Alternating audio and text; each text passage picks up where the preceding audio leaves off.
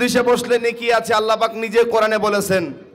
সূরা আরাফের 204 নম্বর আয়াতে আল্লাহ বলেন, ওয়া ইযা কুরিয়াল কুরআন ফাসতামিউ লাহু ওয়া আনসিতু লাআল্লাকুম তুরহামুন। রব্বুল আলামিন তিনি নিজে বর্ণনা করে বলেছেন, যেখানে আমার কোরআনের কথা বলা হয়, যেখানে আমার কোরআন তেলাওয়াত করা হয়, ওই জায়গায় তোমরা চুপ করে শ্রবণ করো, তাহলে তোমাদের উপরে আল্লাহর রহমত বর্ষণ হবে। বলবেন না সুবহানাল্লাহ? একটু জোরে বলুন সুবহানাল্লাহ। মুসলমানদের দিকে তাকালে বড় আফসোস হয়, কি জানেন? আজকে ছোট্ট একটা গল্পের মাধ্যমে আমরা আলোচনা শুরু করব। যে আজকে আমার আলোচ্য বিষয় হচ্ছে আল্লাহর ভয়। বলুন তো আলোচ্য বিষয় কি? আল্লাহর ভয়। এ সম্পর্কে আলোচনা রাখবো ইনশাআল্লাহ তাআলা। তার আগে ছোট্ট একটা গল্প বলি। আমেরিকায় একজন খ্রিস্টান মুসলমান হয়েছিল। মুসলমান হওয়ার পর ওই ব্যক্তি তাবলিগে এসেছিল কলকাতা একটা মসজিদে। তো তাবলিগ জামাতে আমির সাহেব প্রতিদিন মাগরিবের আগে আসরের পরে পাড়াতে কিছু দাওয়াত দিতে যায় কি যায় না? দাওয়াত দিতে যায়। তো ওই নবা মুসলমান তিনাকেও দাওয়াত দিতে দিয়ে পাঠালো যে কিছু মুসলমানকে তুমি দিনের দাওয়াত কিছু কথা শুনিয়ে দাও। তো এদিকে আজান হয়ে গেছে, নামাজ আদায় করার পর তিনারা ঠিক যেই রকম কথা ছিল সেরকম করে বেরিয়ে পড়েছে। ইতিমধ্যেই কিছু মুসলমান মসজিদের সামনেই তাস খেলছে, ক্যারাম বোর্ড খেলছে, কেউ লুডো খেলছে, কেউ দাবা খেলছে, এরকম আছে না সমাজে? এইবারে তখন ওই জ্ঞানী ব্যক্তিটা কাউকে দাওয়াত দিলেন না, তিনি সোজা মসজিদে এসে এক কোনায় বসে পড়লেন। আমির সাহেব জিজ্ঞেস করছে, জানাব আপনার কি শরীর খারাপ হয়েছে, আপনার কি সমস্যা হয়েছে, আপনি বলুন। তখন বলে, জি না, আমার শরীর খারাপ হয়নি, কোনো সমস্যা হয়নি, তবে আপনি এইরকম করে বসে পড়লেন কেন? তখন বলছে, আপনি আমাকে একটু থাকতে দেন, একলা একটু আমি চিন্তা ভাবনা করছি একটা বিষয়। তিনি অনেকক্ষণ পর একটা গবেষণা করে একটা কথা বলেছিলেন। ওই কথাটা স্বর্ণ অক্ষরে লেখার মতন। তিনি বলেছিলেন যে মুসলমান হলো দুই প্রকারের। বলুন মুসলমান কয় প্রকারের? বলে মুসলমান দুই প্রকারের। একটা হলো বাইসাজ মুসলমান, আর একটা যে বাইসাজ মুসলমান। বাইসাজ মুসলমান কারা? তো বাইসাজ মুসলমান ওরা কারা যারা কিনা বাপ মুসলমান, দাদা মুসলমান, ওর জন্য ও মুসলমান হয়ে গেছে। আর ওই ব্যক্তি বলে, আমি হলাম বাই চয়েস মুসলমান, আমি মুসলমান হতে গিয়ে আমার জীবন চলে গেছে, আমার বাড়ি গেছে, গাড়ি গেছে, টাকা সয় সম্পত্তি সব হয়ে আমি পথের ভিখারি হয়ে গেছে, আমি হলো বাই চয়েস মুসলমান। বলুন তো আমরা কি এবার? আমরা বাই চান্স মুসলমান না? যে আমার বাপ মুসলমান, দাদা মুসলমান, তাই আমরা সেই বংশ পরস্পর মুসলমান। এই চলছে আমাদের সমাজে। মুসলমানের প্রথম যে মূল ভিত্তি ছিল মুসলমান, ওরা কিন্তু দুনিয়াতে খুবই কম। হ্যাঁ জানেন মুসলমানদের ইতিহাস আপনাকে বলি। বদরের প্রান্তে যখন জিহাদ হয়েছিল, বলুন তো বদরের প্রান্তে মুসলমান কয়জন ছিল? কে পারবে? কয়জন ছিল? 313 জন মুসলমান ছিল। কাফের ছিল কত? প্রায় 1000 কাফের ছিল। ওই দিন মুসলমানরা জিতেছিল, ওই দিন মুসলমানদের জয় হয়েছিল, ওই দিন মুসলমানরা আল্লাহর দিন দুনিয়াতে কায়েম করতে পেরেছিল। আবার আপনাকে বলি, খন্দকের জিহাদের ময়দানে প্রায় 2 থেকে 3000 জন সাহাবা, আর এদিকে অনেক পরিশ্রম করার পর তারপরে মুসলমানরা জিতেছিল। মোতার প্রান্তে মুসলমানরা জিতেছিল। আজ গোটা পৃথিবীতে দিকে তাকিয়ে দেখুন, প্রায় মুসলমান বিশ্বের 2য় স্থান অধিকার করেছে। 200 কোটির উপরে মানুষ আছে, শুধু মুসলমান আছে। তারপরেও আমরা মুসলমান কোন ইসলামের কোন কাজ করতে পারিনি। আসলে আমরা মুসলমান গরু ছাগলের মতন বেড়ে চলেছি। এইখানে আলোচনা হচ্ছে, দেখুন চায়ের দোকানে বসে বসে বিড়ি খাচ্ছে, সিগারেট খাচ্ছে, একটু আর ইমানটা মনটা চাই না যে একটু কোরআনের কথাটা শুনি একটু সামনে বসে, এইটা ওর মনে চাই না। মনটা আসলে প্যারালাইসিসের রোগী উনি। আর মনটা কি প্যারালাইসিস হয়ে গেছে, ওর হৃদয়টা এই পর্যন্ত আসতে পারছে না। অতএব একটু খেয়াল করবেন আলোচনা, যেটা আলোচনা করব কোরআন অথবা হাদিস দিয়ে কথা বলবো, দলিল ভিত্তিক আলোচনা করে যাবেন ইনশাআল্লাহ। বলছিলাম আল্লাহর ভয় সম্পর্কে। বলুন তো এই পৃথিবীতে একজন সৃষ্টি করেছেন, তিনার নাম কি? জোরে বলুন, তিনার নাম কি? আল্লাহ। ওই আল্লাহ পাক তিনি বলেছেন, তোমরা আমাকে ভয় করো। ইয়া আইয়ুহাল্লাযীনা আমানুত্তাকুল্লাহ হাক্কা তুকাতিহি ওয়া লা তামুতুন্না ইল্লা ওয়া আনতুম মুসলিমুন। হে দুনিয়ার ইমানদারেরা, তোমরা আমি রবকে ভয় করো, আমি আল্লাহকে ভয় করো, আর ভয় করার মতন ভয় করবে। তোমরা আদা ভয় করবে আর আদা ভয় করবে না, এটা কখনো হবে না। ভয় করার মতন ভয় করতে হবে। ভয় কাকে বলে এবার আপনাকে বলি। আরবিতে একটা শব্দ আছে তাকওয়া। আমার সঙ্গে সবাই মানে মুখে বলুন তাকওয়া, বলুন তাকওয়া। ওখানে তা কফ যাবার তাক আর ওয়াও খাড়া যাবার ওয়া, তাকওয়া। এই তাকওয়া শব্দের অর্থ মুফাসসিরিনগণ 18টা দিয়েছে। কয়টা দিয়েছে? 18টা দিয়েছে। তার প্রথম হলো তাকওয়া মানে হচ্ছে আল্লাহকে ভয়, তাকওয়া মানে হচ্ছে পরহেজগারিতা অবলম্বন করা, তাকওয়া মানে হচ্ছে হারাম কাজ থেকে ফিরে আসা, তাকওয়া মানে হচ্ছে হারাম কাজকে ঘৃণা করে ফিরে আসা। এইরকম 18খানা তাকওয়ার ব্যাখ্যা আছে। আমি তার ভিতরে একটা ব্যাখ্যা নেব, তা হচ্ছে আল্লাহর ভয়। তাকওয়া শব্দের অর্থ হলো কি? আল্লাহর ভয়। আল্লাহকে ভয় করতে হবে। কি করে ভয় করতে হবে? আল্লাহ নিজে বলেছেন, ওয়া আম্মা মান খাফা মাকামা রাব্বিহি ওয়া নাহান নাফসা আনিল হাওয়া ফাইনাল জান্নাতা হিয়াল মাওয়া। হে দুনিয়ার মানুষ, তোমরা আমি আল্লাহকে ভয় করো, আর তোমরা কোনো ভয়, কোনো হারাম কাজ আমি রবকে ভয় করে ছেড়ে দাও। একটা গুনাহের কাজ তোমার দ্বারা হয়ে যাচ্ছে, ওই কাজটা তুমি আল্লাহকে ছেড়ে, তুমি আল্লাহকে ভয় করে এই পাপটা তুমি ছেড়ে চলে আসো। আমি আল্লাহ বললাম, ওই ব্যক্তির জন্য আমি রব জান্নাতুল মাওয়ার ব্যবস্থা করেছি। বলুন সুবহানাল্লাহ। আল্লাহকে ভয় করলে পুরস্কার অনেক আছে, তার ভিতরে একটা পুরস্কার বললাম, যারা আল্লাহকে ভয় করবে ওর জন্য জান্নাতুল মাওয়া আছে। কি আছে বলুন? জান্নাতুল মাওয়া। আচ্ছা ভাই, এই মাইক ম্যান, এই বক্সটা আমার দিকে ঘুরে দাও তো। এই জন্য আপনাকে বলি যে আল্লাহকে ভয় করলে, রব্বুল আলামিনকে ভয় করলে 1 নম্বর উপকার হলো জান্নাতুল মাওয়া পাবে। বলুন কি পাবে? জান্নাতুল মাওয়া ওই ব্যক্তি পাবে। এবারে জান্নাতটা আল্লাহ কাকে দিবে?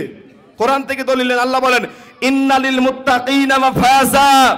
নিশ্চয় মুত্তাকিনদেরকে আল্লাহ জান্নাত দিবে। বলুন কাদেরকে জান্নাত দিবে? মুত্তাকিন, যারা আল্লাহকে পরহেজগারিতা অবলম্বন করেছে, আল্লাহকে ভয় করে চলেছে, এই ব্যক্তিকে আল্লাহ পাক রব্বুল আলামিন জান্নাত দিবে। আল্লাহ ওয়াদা করেছে যে অবশ্যই মুত্তাকিন যারা আছে এরাই যাবে জান্নাতে। অতএব আল্লাহকে ভয় করতে হবে। 2টা কারণ। এক, আল্লাহ আমাদেরকে বানিয়েছে। কে বানিয়েছে? রব বানায়নি আমাকে, আমাকে আপনাকে আল্লাহ বানিয়েছে। আল্লাহ বলেন 51 নম্বর সূরা জারিয়াতের 56 নম্বর আয়াত আল্লাহ বলেন, ওয়ামা খলাকতুল জিন্না ওয়াল ইনসা ইল্লা লিয়াবুদুন। আমি মানুষ আর জিন জাতিকে এক কথায় সৃষ্টি করেছি, আমি রবের গোলামি করার জন্য। বলুন সুবহানাল্লাহ। তাহলে আমাদেরকে আল্লাহ সৃষ্টি করলেন কেন? তো আল্লাহর ইবাদত করার জন্য, আল্লাহর গোলামি, আল্লাহর দাসত্ব করার জন্য আল্লাহ সৃষ্টি করেছে। এর জন্য আল্লাহকে ভয় করব। আর ভয় করব কেন? আল্লাহ বলেছেন, কুল্লু নাফসিন যায়কাতুল মাউত। তোমার একদিন মওত হবেই, আমার কাছে ফিরে আসতেই হবে, হিসাব তোমাকে দিতেই হবে। এই কারণে আমরা আল্লাহকে ভয় করব। বলুন তো, এইখানে যতগুলো মা বোন বা আমার আব্বা জানেরা আছে, সমস্ত মানুষের একটা কথা বলুন যে আমরা কেউ 100 বছর আগে এই দুনিয়াতে ছিলাম? কেউ ছিলাম না। 100 বছর পরে কেউ থাকবো? কেউ থাকবো না। জন্মের সময় আমরা কিছু এনেছিলাম, কিছু আনিনি, নিয়েও যাবো না। এর নাম দুনিয়া। এর নাম কি? দুনিয়া। অতএব যার কিছুই নাই তার আবার হারাবে কি রে ভাই? যার তো কিছুই নাই, আমি তো কিছুই আনিনি মায়ের পেট থেকে। কিছু এনেছিলাম? এটা ডোর পর্যন্ত মায়ের পেট থেকে কিছু আমি আনিনি, আবার নিয়েও যাবো না। এর নাম দুনিয়া। অতএব এই দুনিয়া করতে হলে একজনকে ভয় করতে হবে, তিনি হলেন ওয়াহদাহু লা শারিকা লাহ, এবং তিনি হলেন সেই রব, সেই আল্লাহ, সেই আল্লাহ। বলুন তো আমরা আল্লাহকে ভয় করবো তো? ইনশাআল্লাহ ভয় করবো তো? এইবার আসি, আল্লাহকে ভয় করলে উপকার কি হবে? আল্লাহ বলেন সূরা রহমানের ভিতরে, যারা আল্লাহকে ভয় করবে ওর জন্য 2টা জান্নাত আছে। বলুন কয়টা জান্নাত আছে? 2টা জান্নাত আছে। এই জান্নাতগুলো আল্লাহ রব্বুল আলামিন ওই ব্যক্তিকে দিবে যারা আল্লাহকে ভয় করে সদা সর্বদাই চলেছিল। রব্বুল আলামিন ওই সমস্ত ব্যক্তিকে রব নিজেকে আপন করে নেবেন কিয়ামতের ময়দানে, যারা আল্লাহকে ভয় করে সদা সর্বদাই চলতো। আল্লাহর নবীর সাহাবা হযরত ওমর রাদিয়াল্লাহু আনহু, আল্লাহর নবীর বিশিষ্ট সাহাবা, নাম শুনেছেন ওমর ফারুক? শুনেছেন তো নাকি? ইনশাআল্লাহ। তো হযরত ওমর রাদিয়াল্লাহু আনহু এত বড় মানুষ ছিলেন। আল্লাহর নবী একদিন হযরত ওমরকে বললেন, ওমর আমি জান্নাতে গিয়েছিলাম, জান্নাতের ভিতরে একটা ঘর দেখলাম, ওই ঘরটা সোনা মানিক খচিত, কত পালঙ্ক, কত সুন্দর সেই জান্নাতের সুদক্ষণ ঘরটা। আমার মনে বড় স্বাদ জাগলো, ওই ঘরের ভিতরে একটু প্রবেশ করি। জিবরাইলকে জিজ্ঞেস করলাম, জিবরাইল এই ঘরখানা কার? জিবরাইল আমিন বললেন, এই ঘরটা হলো আপনার উম্মতের ভিতরে একটা কুরাইশের। নবী বললেন, কুরাইশ ব্যক্তিরা কে? তখন জিবরাইল আমিন বললেন, এই ঘরটা হলো উমর রাদিয়াল্লাহু আনহুর। জোরে বলুন সুবহানাল্লাহ। এত বড় মর্যাদাবান মানুষটা ছিলেন উমর ফারুক। আল্লাহর ভয় তার দিলে কতটা পরিমাণ ছিল, আর সাহাবারা আল্লাহকে ভয় করতো কি করে? হযরত উমর ফারুক সমস্ত সাহাবারা এক সময় এরকম করে যে মজলিস আছে, ঠিক এইরকম একটা মজলিসে হযরত উমর জিজ্ঞেস করলেন, ও রাসূলের সাহাবারা, আল্লাহর ভয় সম্পর্কে আমাকে একটা কিছু উপদেশ দাও, যে আল্লাহর ভয় কাকে বলে, আমাকে উপদেশ তোমরা দাও, একটা শুনবো, আমার মন চাই যে আল্লাহকে আমরা ভয় করব কি করে। একজন সাহাবা ডাক দিয়ে বলে, ও উমর, আপনি কি আল্লাহর ভয় সম্পর্কে জানেন না? বলে, জি, আল্লাহর ভয় সম্পর্কে আমরা জানি, তবে মনে আমার চাই যে একটু আল্লাহকে ভয় করব, একটু আল্লাহকে দেখব, আল্লাহর ভয় অন্তরে আটটু রাখবো। এটা আমার তোমার কাছে আমার কথা, কারণ কোরআন বলেছে, ওয়াযাক্কির ফাইন্না যিকরা তানফাউল মুমিনিন। যখন কোন কোরআন হাদিসের আলোচনা হবে, মুমিন ব্যক্তি যে হবে তার উপদেশ হবে, মুমিন ব্যক্তি যে হবে তার লাভ হবে, মুমিন ব্যক্তিরা উপদেশ গ্রহণ করে। উমরকে একজন সাহাবা বলেন, উমর, আল্লাহর ভয় কাকে বলে আপনি জানেন? উমর, আপনি কি কোনোদিন এই দুই পেই আল তো বুঝেন আপনারা গ্রাম্য মানুষ, এই যে ভুঁইয়ের মাঝখানে যে একটা আল থাকে, এই দুই পেই আল দিয়ে কোনোদিন কি তুমি হেঁটেছো? উমর বলেন, জি, আমি হেঁটেছি। বলে, এই দুই পেই আলের যখন তোমার দুই দিকে কাটা বৃক্ষ জাতীয় গাছ যখন তোমার থাকবে, তুমি ওই দুই পেই আল দিয়ে তুমি কি করে হাঁটবে বলো? হযরত উমর বলেন, ওই দুই পেই আল দিয়ে আমি হাঁটবো, ঠিক আমার গাটা, ঠিক আমার পরিবারটা, আমার এই রকম করে আমার পোশাকটা এমন করে আমি আঁকড়ে ধরবো যেন ওই যে আমার গায়ে যেন কাটা না লেগে যায়, আমার গায়ে যেন কাটা না ফুটে যায়। তখন একজন সাহাবা ডেকে বলেন, উমর, ওইটার নাম হলো আল্লাহর ভয়, ওইটার নাম হলো আল্লাহর ভয়। বলে, কারণ? বলে, তুমি যখন দুনিয়াতে চলবে, তোমার সামনে সুদ চলে আসবে, তোমার সামনে জুয়া চলে আসবে, তোমার সামনে জেনা ব্যভিচার চলে আসবে, প্রতিটা পাপ কাজকে তুমি একটা একটা করে এড়ে এড়ে চলবে। ওইটার নাম হলো তাকওয়া, ওইটার নাম হলো আল্লাহর ভয়। ওইটার নাম কি? আল্লাহর ভয়। আমাদের সমাজে নামাজও পড়ে, সুদও খায়, আছে না নাই? নামাজও পড়ে, লোকের জমির আলো ঠেলে, হ্যাঁ, এরকম লোক আছে না সমাজে? বলুন তো, ওই লোকের ভিতরে প্রকৃত আল্লাহর ভয় আছে নাকি? প্রকৃত যে আল্লাহর ভয়, এই ভয়টা কিন্তু ওর ভিতরে নাই। ওর জন্য এই কাজটা করছে। যদি আল্লাহর ভয় প্রকৃত থাকতো, কোনোদিন এই হারাম কাজের দিকে তিনি যেত না। অতএব এইটার নাম হচ্ছে আল্লাহর ভয়। আল্লাহকে ভয় করে সদা সর্বদা হারাম কাজ থেকে ফিরে আসতে হবে। এইবার আপনাকে আসি যে আল্লাহকে ভয় করব কি ভাবো? আল্লাহকে ভয় করব কি ভাবু? এইবার উদাহরণ আপনাকে একটা দিই, বুঝতে পারবেন। অনেকগুলা এক জায়গায় একটা ক্লাসে অনেক ছাত্র আছে, তো হুজুর একটা ছাত্রকে ভালোবাসে বেশি। আচ্ছা, ক্লাসে যখন কোন ছাত্র থাকে, যদি একটু পড়া ভালো পারে, বলুন তো হুজুর ওই ছেলেটাকে একটু ভালোবাসে কিনা? বসে না? আপনারা হয়তো চিনেন, বারবাকপুর মাদ্রাসা নাম শুনেছেন? হ্যাঁ, ওই মাদ্রাসার আমি বর্তমানে সহ সম্পাদক আছি, দোয়া করবেন। তো আলহামদুলিল্লাহ আমরা মাদ্রাসা চালাই। তো ওই মাদ্রাসা যখন আমাদের কোনটা ছাত্র ভালো আর কোনটা খারাপ আমাদের নজরে আসে না নাই, এইখানে বলতে পারবো যে কোন মানুষটা আমার কথা শুনছে আর কারা শুনছে না। হ্যাঁ, বক্তা যখন ওয়াজ করে প্রতিটা শ্রোতার চোখে চোখে তার চোখ থাকে। অতএব মনোযোগ সহকারে একটু শুনবেন। বাপ, আপনার কাছে আমি বেশি আলোচনা করবো না, কিছু আলোচনা করবো, তবে আপনার উপকার হবে ইনশাল্লাহ। এবারে দেখুন তো, হুজুর একটা ছাত্রকে বেশি ভালোবাসে।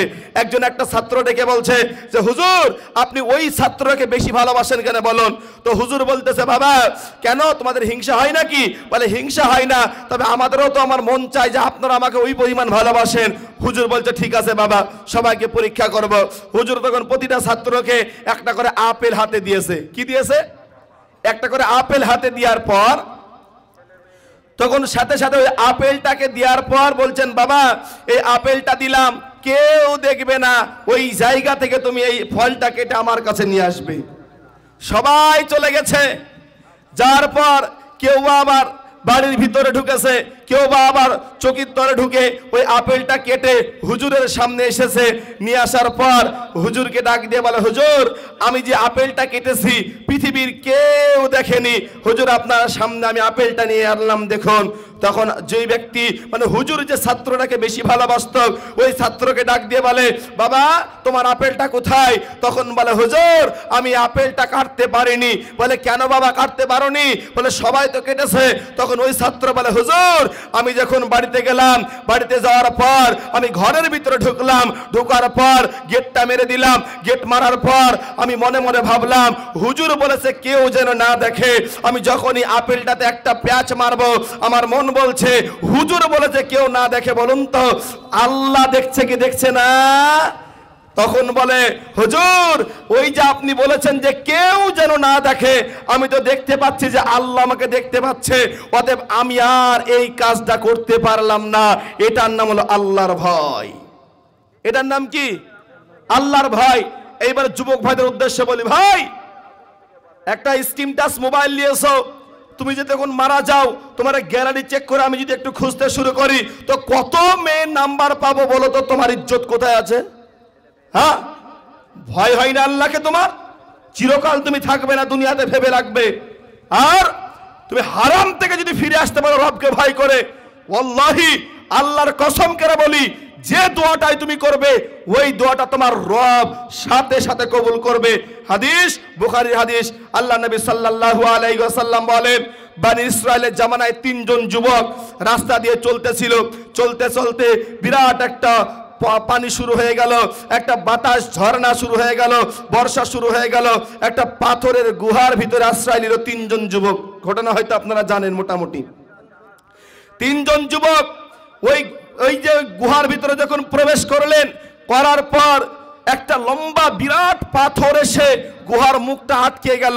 ওই গুহার মুখটা যখন বন্ধ হয়ে গেল তখন তিনজন যুবক বলেন, আল্লাহ আমাদের পক্ষে আর এই পাথর সরানো সম্ভব নয়, আমরা আর পারবো না। তিনজনাই যখন ঠেলা মারে, বলুন তো পাথর সরানো সম্ভব নয়। তিনজন যুবক বলেন, আল্লাহ এখন তোমার কাছে দোয়া ছাড়া আমাদের কাছে আর কিচ্ছু নেই। বলুন তো রবকে যদি সন্তুষ্ট করতে পারেন পৃথিবীতে আর কোনো কিছু সমস্যা আছে? সমস্যা আছে? কোনো কিছু সমস্যা নাই। সে নাম আল্লাহ। যে রব একটা মানুষকে পানির ভিতরে 40 দিন পর্যন্ত পৃথিবীর কোনো খাবার না খাইয়া, পৃথিবীর কোনো নিঃশ্বাস না নিয়ে বাঁচিয়ে রেখেছে শুধু আল্লাহর জিকিরে। বলুন তো কোরআনে তার দলিল আছে না নাই? আছে না? সূরা ইউনুস, আল্লাহ পাক রব্বুল আলামিন আল্লাহ রব্বুল আলামিন বলেন যে ইউনুস আলাইহিস সালামকে মাছের পেটে রব্বুল আলামিন প্রায় 40 দিন যাবত থুয়ে দিয়েছিল। মাছের পেটে মুহাদ্দিসগণ বলেছে একটা বিরাট বড় মাছ তাকে খেয়ে নিয়েছিল, আর এই মাছটা ছিল পানির তলে সমুদ্রের ভিতরে। ওই দিন পৃথিবীর কোনো সূর্য যায়নি, পৃথিবীর কোনো আলো বাতাস যায়নি, শুধুই তিনি বলেছিলেন লা ইলাহা ইল্লা আনতা সুবহানাকা ইন্নী কুনতু মিনাজ জালিমিন। বলুন তো এই জিকির করার কারণে রব তাকে বাঁচিয়েছিল কিনা? বাঁচায়নি? বাঁচিয়েছে আমরা তো জানি। ওর জন্য এই সম্পর্কে একটা কথা বলে দিই। নবীজি বলেছেন বান্দা যতই বড় বিপদে পড়ুক না কেন একটা দোয়া যদি আল্লাহর কাছে বলে দোয়া করতে পারে, আল্লাহ কোন দোয়া? এই যে ইউনুস আলাইহিস সালাম দিয়ে দোয়া পড়েছিল লা ইলাহা ইল্লা আনতা সুবহানাকা ইন্নী কুনতু মিনাজ জালিমিন, এই দোয়াটা ইউনুস আলাইহিস সালাম পড়েছিল। এই দোয়া যদি কেউ আল্লাহর কাছে পড়ে দোয়া করে রব্বুল আলামিনের নবী বলেন অবশ্যই ওই ব্যক্তির দোয়া আমার রব কবুল করবে। বলুন সুবহানাল্লাহ। তিনজন যুবক, মনে আছে তো কথা? তিনজন যুবক তখন বলতেছে আল্লাহ এটা আমাদের পক্ষে সম্ভব নয়, তবে আল্লাহ আমাদের কিছু ভালো কাজ আছে, এই কাজের বিনিময়ে তোমার কাছে বলি। একজন যুবক বলতেছে রব আমার বাড়িতে একটা অর্ধবেলা কর্মচারী তার কাজ করে চলে গিয়েছে, ওই দিন পারিশ্রমিক তিনি নেয়নি। কোন একদিন এসে বলছে যে আমার পারিশ্রমিক তুমি আমাকে দিয়ে দাও, আমার মুনিশ খরচ আমাকে তুমি দিয়ে দাও। তখন ওই ব্যক্তি বলে আমি একটা ছাগলের দল, আমি একটা ছাগলের গোষ্ঠী, ওই ব্যক্তিকে বললাম তোমার এই মালগুলা তুমি নিয়ে চলে যাও। তখন ওই যুবকটা বলেন যে আমার সাথে ওই ছাগলের পালগুলা নিয়ে তিনি চলে গেলেন। আল্লাহ তোমাকে ভয় করে যদি ওই লোকটাকে দান করে থাকি, ওর যদি আমি ন্যায্য পুজিয়ে দিই, রব তুমি এর ওসিলায় করে তুমি আমাদের সামনে এই যে গুহার সামনের পাথরটা তুমি সরিয়ে দাও। এই কথা বলার সাথে সাথে কিছু পরিমাণের পাথরটা, কম করে 1 হাত অথবা 1.5 হাত এই পরিমাণ পাথরটা সরে গেল। বলুন সুবহানাল্লাহ। দ্বিতীয় জন ডাক দিয়ে বলে, আল্লাহ আমার বাড়িতে আমার মা ছিল, আমার বাড়িতে আমার সন্তান ছিল, কিন্তু আমার মাকে আগে আমি দুধ খাওয়াতাম, তারপরে আমি আমার মাকে দিতাম, আমি আমার মাকে দুধ খাওয়াতাম, তারপরে সন্তানগুলাকে দিতাম। এই বাক্য বলে তিনি বলেন একদিন আমি বাড়িতে আসলাম, আসার পর দেখি আমার মা ঘুমিয়ে গিয়েছে। আমি সারা রাত আমার মায়ের শীতিনের সামনে দাঁড়িয়ে থাকলাম, সেই দুধের পিয়ালা বা গিলাস নিয়ে। আমার সন্তানগুলা পা ধরে বলে, আব্বা আমাদেরকে খাবার দেন, খিদা লেগেছে। তখন ওই যুবক বলেন যে না না, আমার মাকে আগে আমি দুধ পান করাবো, তারপরে তোমাদেরকে দিব। আগে মাকে দুধ পান করিয়েছে, তারপরে সন্তান তার বেটা বেটিদেরকে পান করিয়েছে, দুধ পান করালো। তখন ওই যুবকটা বলেন, আল্লাহ তোমাকে ভয় করে যদি এই কাজটা আমি করে থাকি, রব তোমাকে ভয় করে যদি এই কাজটা করে থাকি, আমাদের এই পাথরটা তুমি সরিয়ে দাও। এই কথা বলতে না বলতে যেন অর্ধেক পাথর গুহার মুখ থেকে সরে গেল। বলুন সুবহানাল্লাহ। 3 নম্বর জন বলছেন, আল্লাহ আমার বাড়ির পার্শ্ববর্তী একটা বাড়ি ছিল, ওই বাড়িতে সুন্দরী একটা মেয়ে ছিল। আমার মনে চাইতো যে মেয়ের সঙ্গে একটু আমার মনের আশা পূরণ করি, কিন্তু কোনোদিন সুযোগ হতো না। আমি বারবার করে বলতাম যে মহিলা তুমি আমার মনের আশা পূরণ করো, কিন্তু কোনোদিন তিনি আমার মনের আশা পূরণ করেনি। ওই যুবক বলেন একদিন মহিলা দৌড়তে দৌড়তে আমার কাছে বলছেন, ভাই আমার কিছু টাকা প্রয়োজন, আমার কিছু সম্পদ প্রয়োজন, ওই টাকা তুমি আমাকে যদি দাও তাহলে তুমি যা বলবে তাই শুনবো। তখন ওই যুবকটা বলেন, শুনে রাখো মেয়ে, তুমি আমার সাথে আমার মনের আশা পূরণ করবে, তারপরে তোমাকে আমি এই টাকা দিব। এই বাক্য বলার সাথে সাথে তখন ওই মহিলা বলছেন, ঠিক আছে তাই হবে। এই বাক্য বলার পর ওই যুবক তোকে কিছু পারিশ্রমিকের পর কিছু টাকা দিয়ে দিলেন। যখন হাদিসে এসেছে, যখন ওই যুবকটা ওই মহিলার যখন খারাপ কাজ করবে, ওই মহিলাটা ডাক দিয়ে বলে, যুবক তুমি আল্লাহকে ভয় করো, কিয়ামতের ময়দানে তুমি জেনার কাতার আমাকে দাঁড় করাইও না, তুমি রবকে ভয় করো। যুবক তুমি আল্লাহকে ভয় করো, আমাকে এইরকম করে খারাপ তুমি করিও না। এই বাক্য বলার সাথে সাথে ওই যুবক বলেন, আল্লাহ ওই দিন আমি ওই মহিলার কাছ থেকে চলে এলাম, ওই মহিলার কাছ থেকে যখন আমি চলে এলাম, আসার পর সঙ্গে সঙ্গে আমি ওই মহিলার টাকা দূরের কথা, আমি টাকা পয়সা কিছু নিলাম না। রব আল্লাহ তোমাকে ভয় করে যদি এই হারাম কাজটা আমি ছেড়ে দিই, আল্লাহ গো তুমি আমার জীবনের আশা, আমার দোয়া তুমি কবুল করো। এই পাথরের গুহার মুখটা, এই কথা বলতে না বলতে দেখা গেল ওই পাথরের গুহার পাথরটা সম্পূর্ণ খসে চলে গেল। বলুন সুবহানাল্লাহ। এবারে বলুন ওই যুবকটা কাকে ভয় করেছে? কাকে ভয় করেছে? আল্লাহকে ভয় করে গুনাহের কাজ ছেড়ে দিয়েছে। বলুন তো দুনিয়াতে তার উপকার পেল কি পেল না? পেল না? তার বাস্তব প্রমাণ।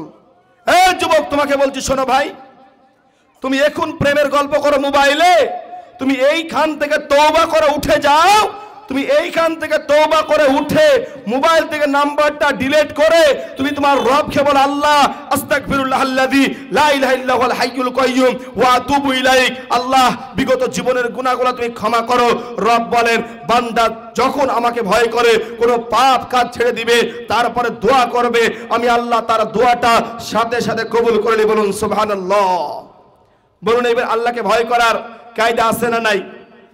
ফায়দা আছে না? অনেক ফায়দা আছে। তার মধ্যে একটা ফায়দা বলি, যারা আল্লাহকে ভয় করবে তার কিয়ামতের ময়দানে পুরস্কার কি জানেন? তার কিয়ামতের ময়দানে পুরস্কার রব্বুল আলামিনের নবী বলেন, কিয়ামতের ময়দানে আল্লাহ পাক 7 শ্রেণী মানুষকে আল্লাহর আরশের ছায়াতলে জায়গা দিবে। বলুন কয় শ্রেণী মানুষকে? আচ্ছা আলোচনা বোঝা যাচ্ছে না আবার? হ্যাঁ, কয় শ্রেণী মানুষকে আল্লাহ আরশের ছায়াতলে জায়গা দিবে? 7 শ্রেণী মানুষকে আল্লাহর আরশের ছায়াতলে জায়গা দিবে। সহিহ বুখারী হাদিস নম্বর 660, হাদিসের রাবী আবু হুরায়রা রাদিয়াল্লাহু আনহু তিনি বলেন যে কিয়ামতের ময়দানে আল্লাহ রাব্বুল আলামিন 7 শ্রেণীর মানুষকে আল্লাহর আরশের ছায়াতলে জায়গা করে দিবে। তার মধ্যে 1 নম্বর হলো ওই ব্যক্তি ইমামুল আদল, ন্যায়পরায়ণ বিচারক। ন্যায়পরায়ণ বিচারক যদি কোরআন হাদিস অনুপাতে বিচার করতে পারে, এর বিনিময় এর পুরস্কার রব দিবে। পুরস্কার কি দিবে? কাল কিয়ামতের ময়দানে আল্লাহ রাব্বুল আলামিন তার আরশের ছায়াতলে জায়গা করে দিবে। বলবেন না সুবহানাল্লাহ? আচ্ছা, আরশের অবস্থা, আরশের ছায়াতলে যে ভয়াবহ একটা দিক আছে, এটা অবশ্যই আপনারা জানেন না যে কিয়ামতের মাঠ পুড়ে তামা হয়ে যাবে। যাবে তো নাকি? কিয়ামতের মাঠ পুড়ে তামা হয়ে যাবে। কোরআন বলল একটা দিন হবে 50,000 বছরের সমপরিমাণ। কত বছর? 50,000 বছর সমপরিমাণ একটা দিন হবে, তার নাম কিয়ামতের ময়দান। ওই দিন মানুষগণ, ওই দিন মানুষেরা কীট পতঙ্গের মতন ব্যবহার। মানুষেরা যেমন চৈত্র মাসে কুকুরগুলা যেভাবে রাস্তা দিয়ে ঘুরে বেড়ায়, ওর চেয়ে তো খারাপ অবস্থা হবে কিয়ামতের ময়দানে। কোরআন বলল ওই দিন তার মা তার সন্তানকে ভুলে যাবে। ইয়াউমা ইয়াফিরুল মারউ মিন আখি ওয়া উম্মিহি ওয়া আবি ওয়া সাহিবাতিহি ওয়া বানি। কেউ কাউকে চিনতে পারবে না। মা তার বেটাকে বলবে তোমাকে আমি চিনিনি। ইয়াসআলু হামিমুন হামিমা। কেউ কাউকে চিনবে না। বাপ তার বেটাকে বলবে তোমাকে আমি চিনি না। স্ত্রী তার স্বামীকে বলবে তোমাকে আমি চিনি না। এর নাম কিয়ামতের ময়দান। একটা মা তার সন্তানকে ছেড়ে পালাবে। বলুন তো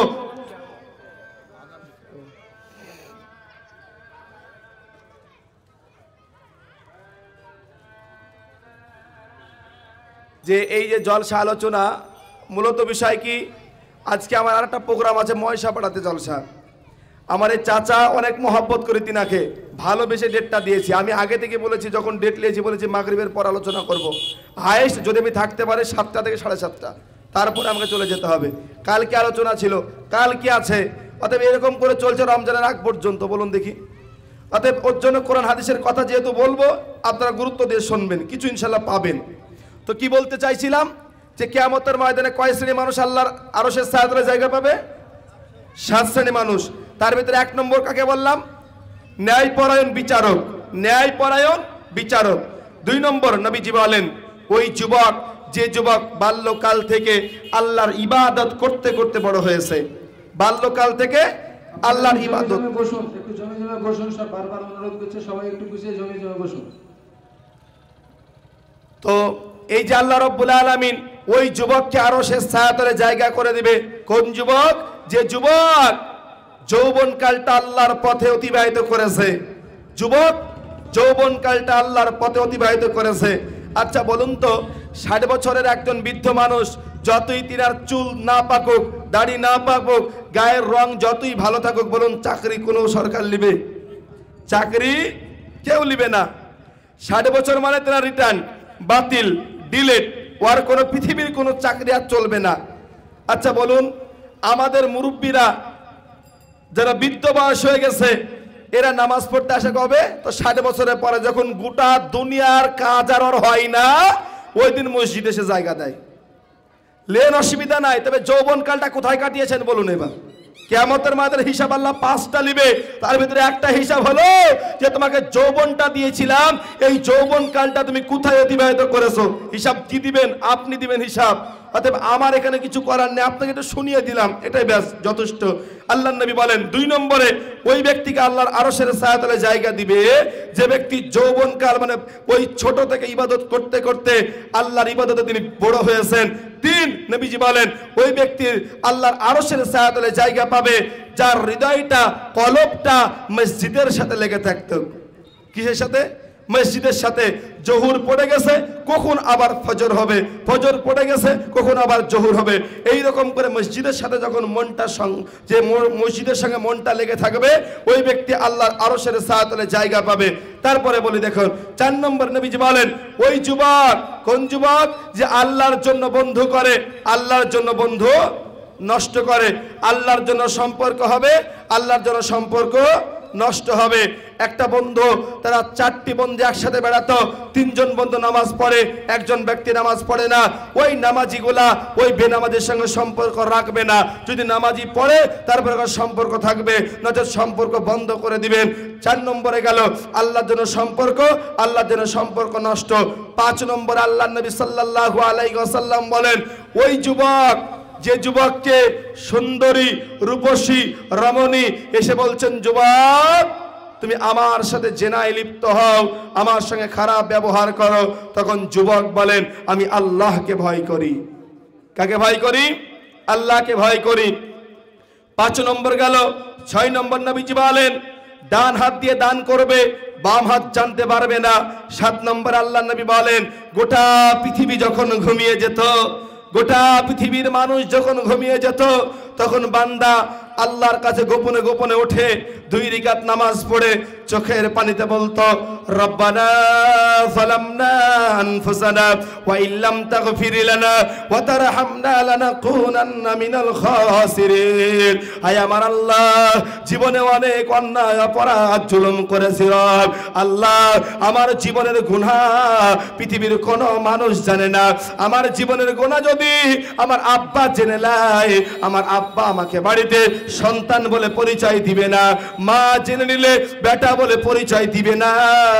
আমার গুনার খবর যদি আমার স্ত্রী জেনে নেয়, আমার স্ত্রী আমাকে স্বামী বলে পরিচয় দিবে না।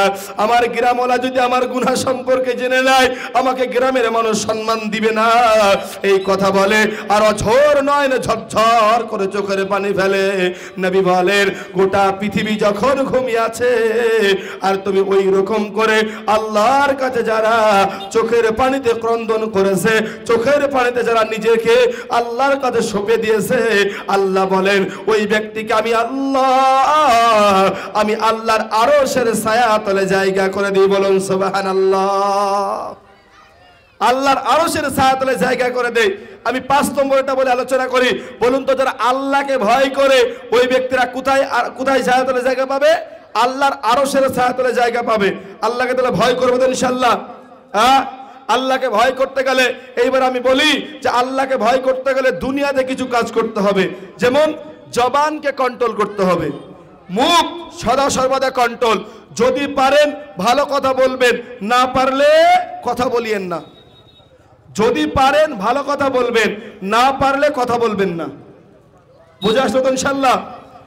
আপনি যে জবান থেকে কথা বলছেন, এই কথাটা হয়তো গীবত, নচেৎ অন্যের নামে অপবাদ, নচেৎ গালাগালি করতেছেন। অতএব যদি আপনি পারেন ভালো কথা বলবেন, নাহলে চুপ থাকবেন। আল্লাহকে ভয় করে 1 নম্বরে পরিচয় জবানকে কন্ট্রোল করতে হবে। করবো ইনশাআল্লাহ? জবানকে কন্ট্রোল করা লাগবে। আর 2 নম্বর, আল্লাহকে ভয় করার সবচেয়ে উত্তম পন্থা হলো সালাত। সালাত, সালাত মানে নামাজ। বলুন তো, একজন মানুষ যদি বলে আমি রবকে ভয় করি, ওই ব্যক্তি সালাত আদায় করে না, বলুন ওই ব্যক্তিকে আল্লাহকে প্রকৃত ভয় করে? ভয় করে কি? আল্লাহকে কিন্তু ভয় করে না। রবকে ভয় করতে গেলে তাকে সালাত আদায় করাই লাগবে। মরার আগ পর্যন্ত সালাত আদায় করতেই হবে, যে কোনো মূল্যে, কোনো বাহানা চলবে না। সাহাবাদের আদর্শ আপনাকে বলি। ওমর রাদিয়াল্লাহু আনহু নামাজ কি হালাতে তিনি পড়েছেন। হযরত ওমর রাদিয়াল্লাহু আনহু মসজিদে নামাজ আদায় করতেছেন ফজরের সময়। ইতিমধ্যেই হযরত ওমরকে নামাজের ভিতরেই একজন ইহুদি নাম হচ্ছে আবু লুলু, এই আবু লুলু নামক বেঈমান হযরত ওমরকে খঞ্জর মেরেছে পেছন থেকে নামাজের অবস্থায়। কি হালাত বুঝতে পেরেছেন? নামাজের অবস্থায় তিনাকে খঞ্জর মেরেছে। হযরত ওমর নামাজের পাটিতে বসে পড়লেন, রক্ত গড়গড় করে বেয়ে চলে যায়।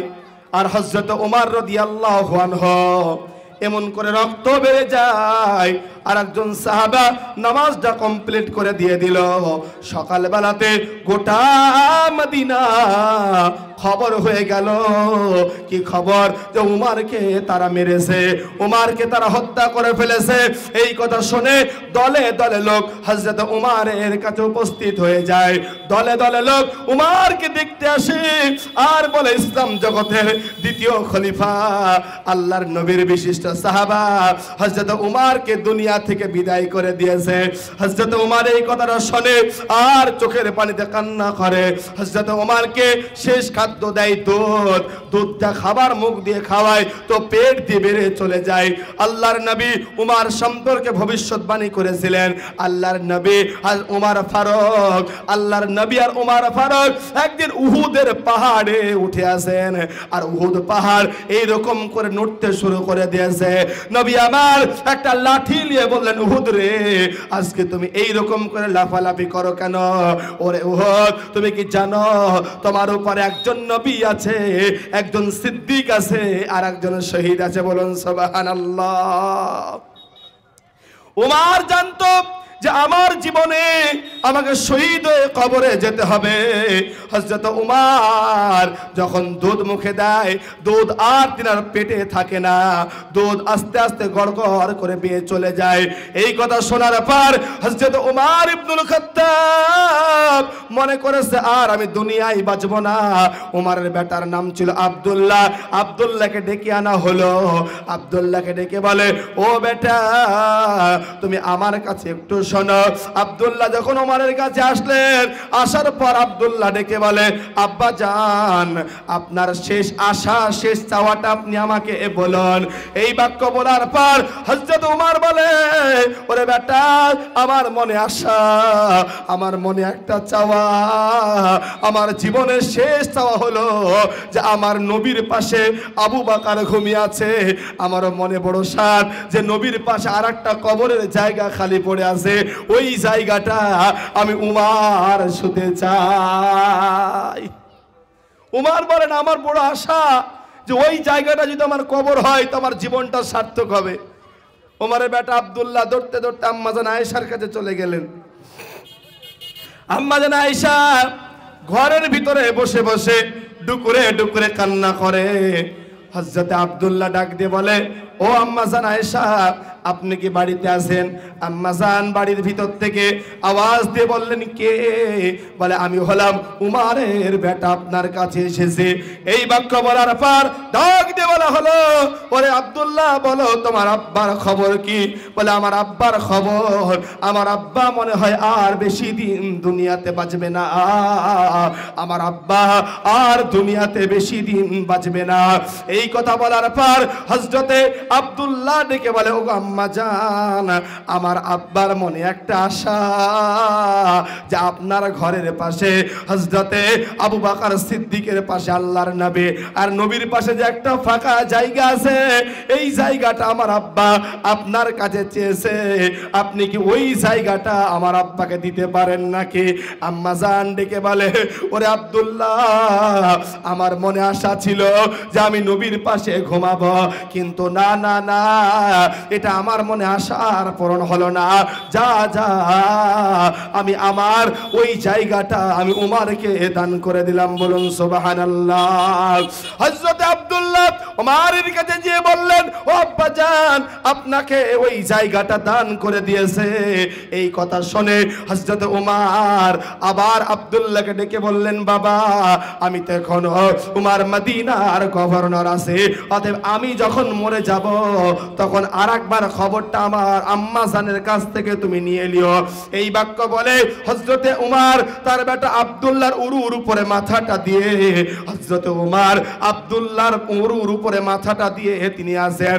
ইতিমধ্যে হযরতে উমর ডাক দিয়ে বলে, বেটা, ওরে আমার বেটা উমর, ওরে আমার বেটা আব্দুল্লাহ, আমি উমরের মাথাটা তুমি তোমার উরুর উপরে না দিয়ে আমার এই মাথাটা আমি মাটির সাথে একবার মিশিয়ে দাও রে উমর, একবার তুমি মিশিয়ে দাও। ওরে উমর, উমর ডাক দিয়ে বলে, আব্দুল্লাহ, আমার মাথাটা তুমি মাটির সাথে মিশিয়ে দাও। বলে, জি আব্বা, কেন? উমর ডাক দিয়ে বলে, আমি দেখতে চাই যে আমি দুনিয়া থেকে চলে যাব, আমি দুনিয়া থেকে রওনা দিব, এই হালাতে যেন আমার কপালটার নাকটা আমি আমার আল্লাহকে সিজদা দিয়ে যেন যেতে পারে। বলুন তো উমর কি চাই?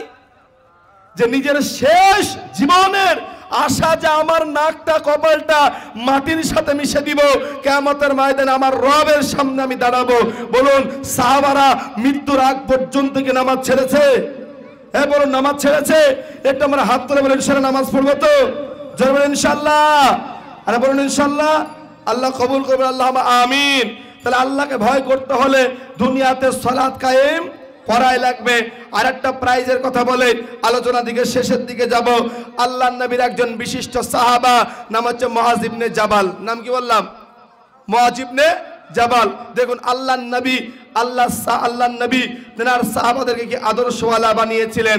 আর আল্লাহকে ভয় করে চললে আখেরাতে আরেকটা প্রাইজ আছে। সেই প্রাইজের কথা আপনাকে একটু বলে আলোচনার দিকে শেষের দিকে যায়। নবীজি হযরতে মুআজ বিন জাবালকে ডেকে বললেন, ইয়া মুআজ। মুআজ বলেন, লব্বাইক ইয়া রাসূলুল্লাহ, আমি হাজির আছি, আপনি আমাকে বলুন। মুআজ বলেন, নবী বলেন, ইয়া মুআজ। আল্লাহর নবী বলেন, ইয়া মুআজ। মুআজ রাদিয়াল্লাহু আনহু বলেন, লব্বাইক ইয়া রাসূলুল্লাহ, আমি হাজির আছি। আল্লাহর নবী ডাক দিয়ে বলেন, মুআজ তোমাকে ইয়ামেন দেশে যেতে হবে। ইয়ামিন দেশে যেইখানে তোমাকে গভর্নর করে আমি নবী পাঠাবো।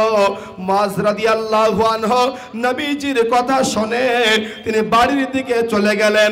বাড়ির দিকে যাওয়ার পর তাকে গাঁটি গুটি বেঁধে নিয়ে আল্লাহর নবীর সামনে উপস্থিত হয়ে গেলেন। নবী বলেন, মুআজ রে, তোমাকে ইয়ামেন যেতে হবে, তোমাকে ইয়ামিন দেশে রওনা তোমাকে দিতে হবে। এই বাক্য বলে মুআজ রাদিয়াল্লাহু আনহু নবীজির পাশে রওনা দিলেন। নবী বলেন, মুআজ রে, ইয়ামিন যাচ্ছ যাও, তবে ইয়ামিন থেকে ফিরে এসে আমি নবীকে আর তুমি দুনিয়ায় দেখতে পাবে না। আমি নবীজির কবরের পাশ দিয়ে তোমাকে যেতে হবে। মুআজ এই কথাটা শুনে আর বাচ্চা ছেলের মতো ডুকুরে ডুকুরে কান্না করে। নবী বলেন, মুআজ রে, তোমাকে ইয়ামিন যেতে হবে, তোমাকে ইয়ামিন যেতে হবে, আর তুমি আমাকে মদিনায় তুমি দেখতে পাবে না। নবী এই কথা বলে আর মুআজ বাচ্চা ছেলের মতো ডুকরে ডুকরে কান্না করে। নবী বলেন, মুআজ রে, এই রকম করে তুমি কাঁদিও না। মুআজ তুমি এই রকম করে কন্দন করিও না। মুআজ, আমি নবী বলে দিলাম, মুআজ তুমি শোনো, তুমি পৃথিবীর জমিনে যতদিন তুমি জিন্দেগি যাপন করবে রে মুআজ, তুমি আল্লাহকে ভয় করে চলবে, তুমি আল্লাহকে ভয় করে চলবে, তাহলে তুমি আর আমি আল্লাহর জান্নাতে একই সাথে থাকবো। বলুন সুবহানাল্লাহ। 2 নম্বর কথা কি বললেন নবীজি? যে মুআজ, তুমি যতদিন পৃথিবীতে জিন্দেগি যাপন করবে আল্লাহকে ভয় করে চলবে। কাকে? আল্লাহকে ভয় করে চলবে। প্রাইজ কি হবে? যে মুআজ, যে তুমি আর আমি আল্লাহর জান্নাতে একই সাথে থাকবো। বলবেন না সুবহানাল্লাহ? তাহলে বলুন তো, আমরা আল্লাহকে ভয় করে চলবো তো ইনশাআল্লাহ? এইবার